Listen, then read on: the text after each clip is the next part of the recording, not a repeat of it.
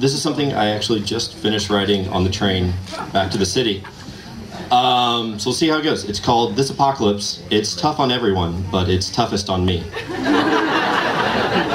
Day 1. When thermonuclear war became the trending topic on Twitter, I probably should have realized something was up, but my office in San Carlos doesn't have windows. Then I stepped out to grab one of those new cheeseburger taquitos they've been doing down at 7-Eleven, and holy fuck.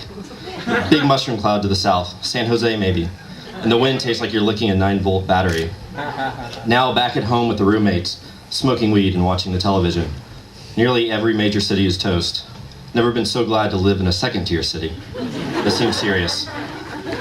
Day 4. Power's been off for 3 days now. Water for 2 days. Nobody knows what's happening. National Guard is on every corner like in that one Bruce Willis movie. Think now might be a good time to find those hiking boots and backpack I put in the storage closet. Also, erase all the porn.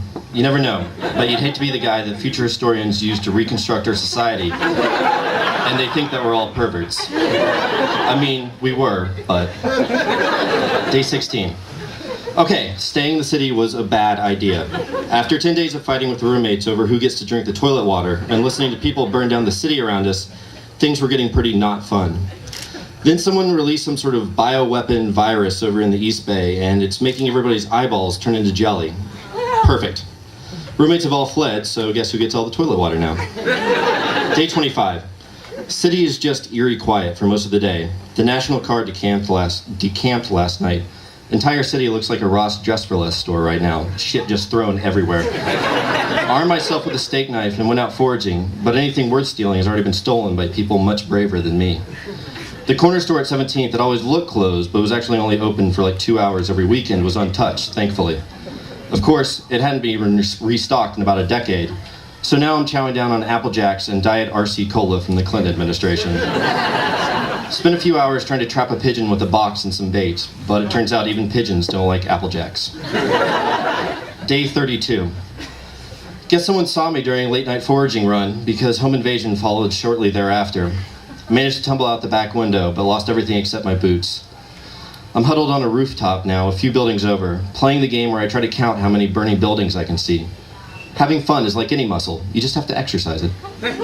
Day 56. Barely escaped the city, am now making my way down the South Peninsula. People are eating people back there, which I know, it's easier to judge than to understand, but yikes. On a bicycle, which helps me cover ground quicker. Unfortunately, all I could find in the ruins of the mission was a fixed gear, so I'm walking it up every fucking hill in sight.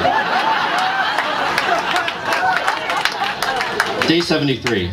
Sleeping in an abandoned house during the day, moving further inland at night.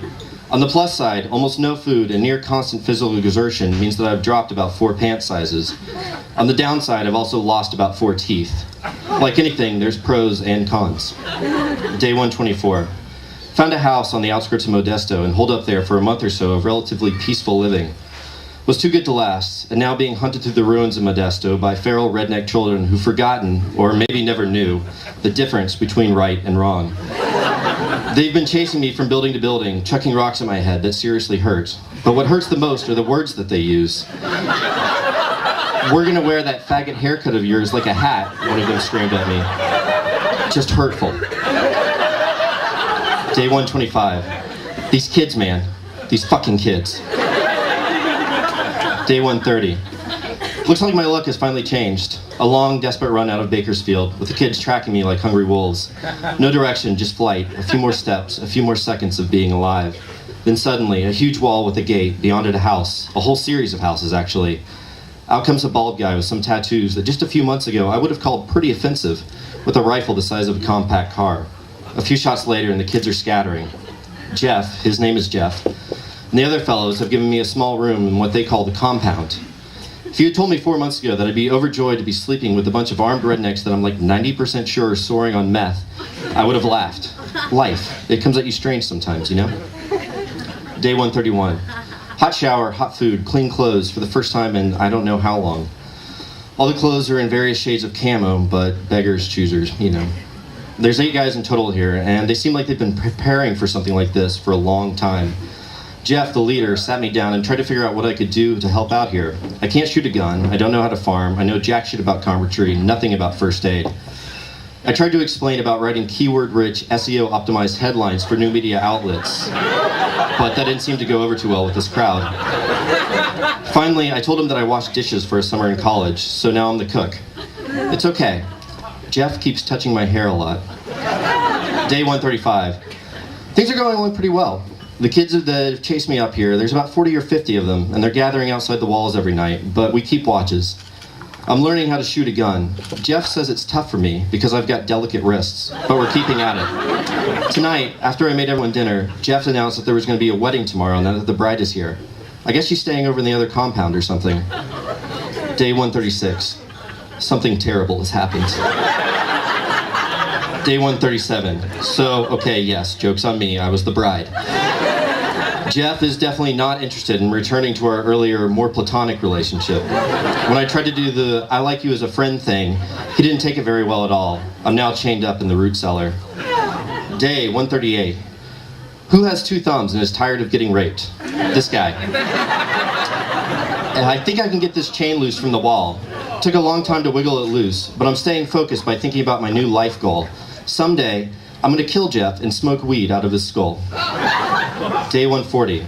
And here's how everything can change. Snuck out of the root cellar last night.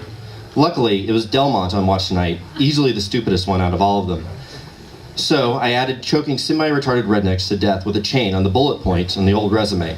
I'm not sure if it go underneath accomplishments or special skills. The kids from Modesto were still out there, waiting at the walls. The oldest one, the one who said all the mean things about my haircut, was willing to talk. I unlatched the gate, and the kids are in there now. It sounds terrible down there, just terrible. The noises, oh my. I'm up on a hill looking down. The kids are smudges of shadow in between the buildings, lit up for brief moments by yellow blooms of gunfire. The night smells like cordite and something sweeter, almost jasmine. I'm sitting there underneath the smoke and stars, and my eyes are wet and leaking, and maybe I'm crying, or maybe it's just all the smoke from the compound, which is burning at a pretty good clip right now. It's getting quiet. Those kids, they seem all right. I wonder if they need a cook. Thanks so much.